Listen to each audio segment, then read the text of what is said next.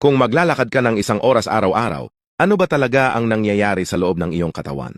Narito ang 5 pagbabago na nagsisimulang mangyari kapag ginagawa mo ito. Panoorin ito hanggang dulo dahil baka may mahalagang impormasyon kang makaligtaan. Una, nagiging mas aktibo ang iyong puso.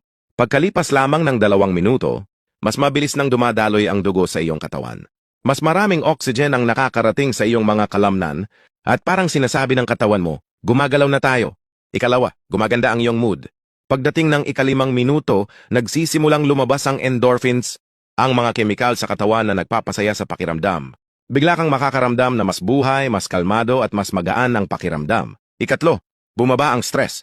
Pagkatapos ng 10 minuto, nagsisimulang bumaba ang cortisol, ang hormone na kaugnay ng stress.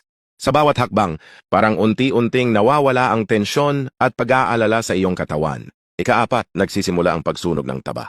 Pagkatapos ng 30 minuto, nagsisimula ng gamitin ng katawan ang taba bilang enerhiya. Parang ginagamit ng katawan ang sarili nitong nakaimbak na enerhiya upang magpatuloy sa paggalaw. Ika-5, mas nagiging aktibo ang utak.